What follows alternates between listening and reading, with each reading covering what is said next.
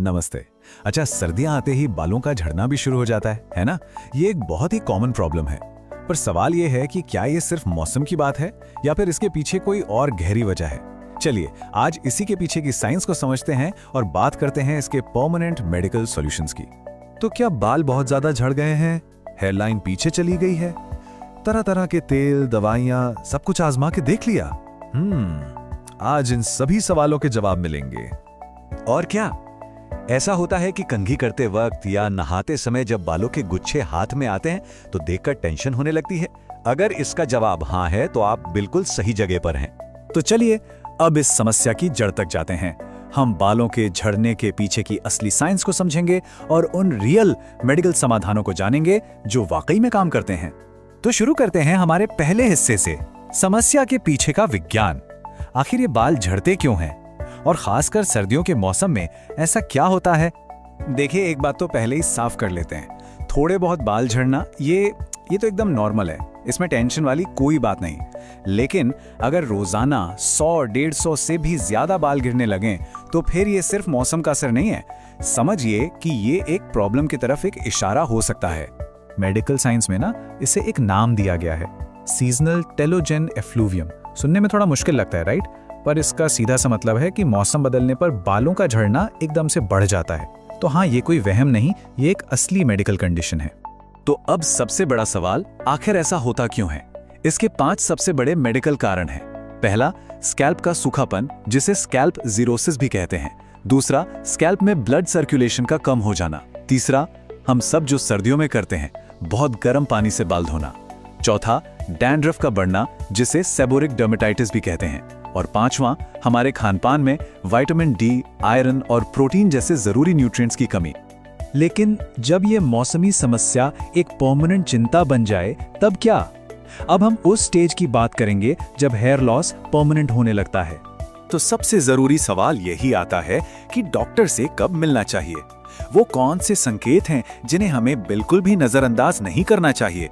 अगर hair fall 2-3 महीने से ज्यादा हो रहा है, बालों का वॉल्यूम कम होता दिख रहा है, परमानेंट थिनिंग या फिर बाल्ड पैच नजर आ रहे हैं, दवाइयों से भी कोई सुधार नहीं हो रहा, या फिर स्कैल्प पर लगातार खुजली और रेडनेस बनी हुई है, तो समझिए ये क्रॉनिक हेयर लॉस का संकेत हो सकता है और फौरन एक स्पेशलिस्ट से मिलना चाहिए।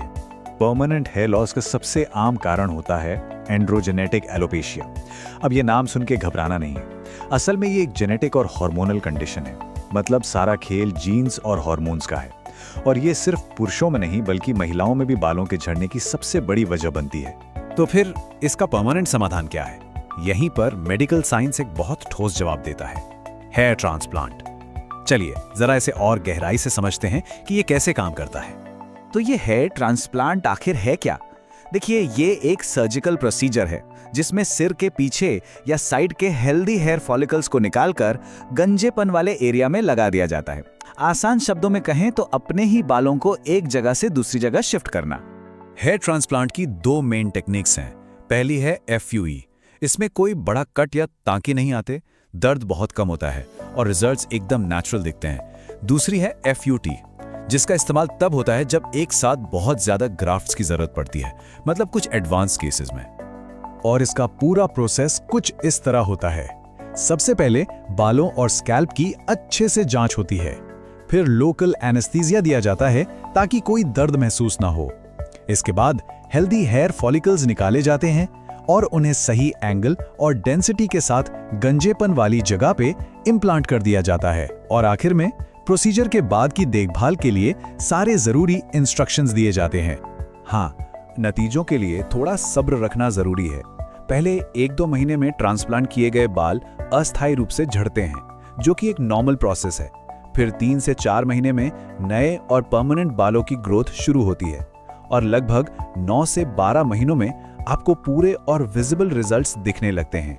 तो सबसे बड़ा सवाल, क्या ये परमानेंट है? जवाब है जी हाँ। और इसके पीछे का विज्ञान है डोनर डोमिनेंस थ्योरी। इसका मतलब ये है कि जहां से बाल लिए जाते हैं, यानी डोनर एरिया, वहां के हेयर फॉलिकल्स जेनेटिकली बाल झड़ने के लिए रेजिस्टेंट होते हैं और जब उन्हें कहीं और ट्रांसप्लांट किया जाता है तो वो अपनी ये खूबी बनाए रखते हैं। कमाल है ना? लेकिन किसी भी मेडिकल प्रोसीजर की तरह हेयर ट्रांसप्लांट को लेकर भी कई मिथक और गलत धारणाएं हैं। तो चलिए अब जरा सच और आम धारणाओं के बीच का फर्क समझते हैं। पहली आम धारणा, ये प्रोसीजर बहुत दर्दनाक होता है। सच, लोकल एनेस्थीसिया की वजह से इसमें बहुत ही कम दर्द होता है। दूसरा मिथ, रिजल्ट्स नकली या डॉल जैसे दिखते हैं।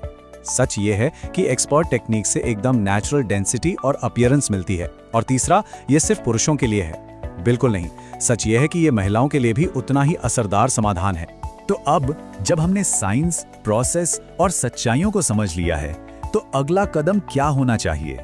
देखिए, एक बात याद रखनी बहुत जरूरी है। हेयर ट्रांसप्लांट वाकई एक जिंदगी बदलने वाला समाधान हो सकता है, लेकिन सही प्लानिंग, सही डॉक्टर और सही आफ्टर केयर, ये तीनों चीजें बहुत ज्यादा जरूरी हैं। यही सफलता की असली कुंजी है।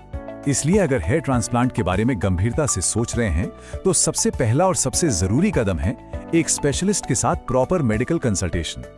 इंटरनेट पर मिले नुस्खे आजमाने की जगह किसी एक्सपर्ट से सलाह लेना ही सबसे सही रास्ता है। और आखिर में बस एक सवाल अपने आप से पूछिए, क्या मौजूदा विंटर हेयर केयर रूटीन इस मौसम की चुनौतियों का सामना करने के लिए काफी मजबूत है? आज हमने जो कुछ भी डिस्कस किया उसके बारे में सोचिएगा जरूर।